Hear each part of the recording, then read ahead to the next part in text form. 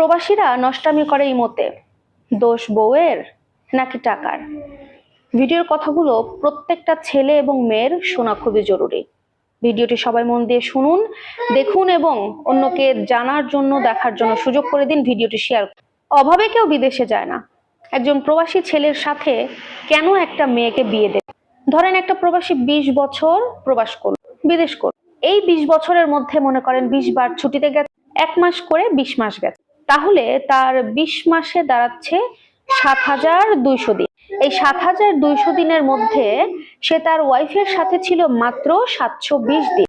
তাহলে বাকি 6,480 দিন সে তার বউয়ের থেকে দূরে ছিল।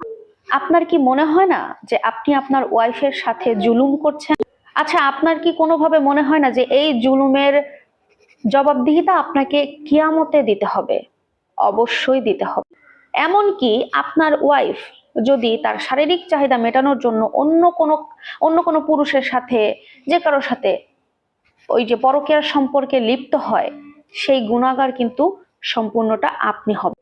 কেন আপনি আপনার বউকে ছেড়ে বিদেশে ছিলেন?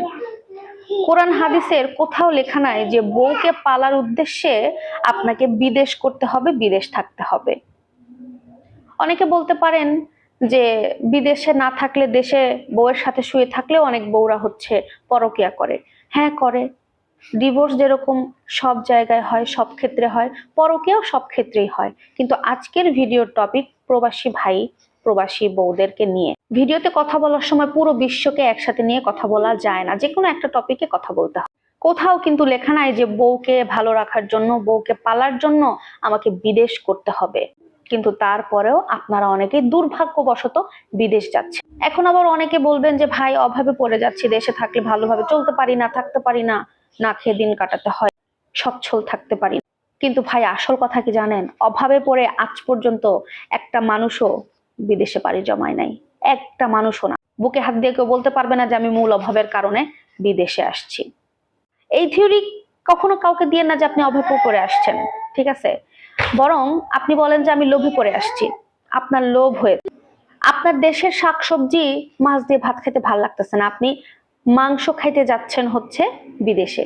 শুনতে খারাপ লাগতেছে কিন্তু এটা সত্য কথা। দেশে আপনার টিনের বেড়ার একটা ঘর যেখানে থাকতে আমার ভালো লাগতেছে না, আপনাকে একটা দালান দিতে হবে, একটা পাকা বাড়ি করতে হবে, এই জন্য আপনি বিদেশে যাচ্ছেন। তা না হলে আমাদের দেশেও তো বিবাহিত পুরুষরা খুব সচ্ছল ভাবে চলছে। কোথায় দেশে যারা আছে তারা, তাদের তো আল্লাহ তাআলা কাউকে না খাইয়ে রাখেন। এটাই যে কেউ কেউ আছে মাছ ভাত খাচ্ছে, কেউ আছে ডাল ভাত খাচ্ছে, তারপরেও তারা একসাথে আছে। আপনারা লোভে পড়ে বিদেশে যাচ্ছেন, হাজার হাজার বোনের আকুতি মিনতি, ডাল ভাত খেয়ে হলেও আমরা স্বামী স্ত্রী একসাথে থাকবো, তুমি যাও না বিদেশে, তুমি আমার সাথে থাকো। একা থাকতে কষ্ট হয়, হাজার বোনেরা হাজার। শুধুমাত্র দেশে আনার জন্য কত বোন রাতের পর রাত কান্না করে, কত ফোন, কত বোঝানো, তারপরেও আসে না মানুষ। আপনারা বিদেশে থাকেন, তারপরেও আসেন না। কোনো একটা সময় বোন আমার শুনতে পারে যে আমি বিদেশ থেকে অমুক জেলার অমুক মেয়ের সাথে ইমুতে ভিডিওতে সম্পর্ক করে, তার ক্ষুধা মিটায়। সব প্রবাসী একরকম না। কোনো প্রবাসী আমার কথাতে ভুল বুঝবেন না আমাকে। সব প্রবাসী কখনো একরকম না। কিছু প্রবাসী ছাড়া অধিকাংশ প্রবাসী নিজের বউকে সময় না দিয়ে ফোনে অন্যান্য মেয়েদের সাথে ইমোতে নষ্টামি করে বেড়ায়। আমার এই কথাটা যে বিশ্বাস করবে না সে হচ্ছে সব থেকে বড় বাটপার, বাটমান নাম্বার 1।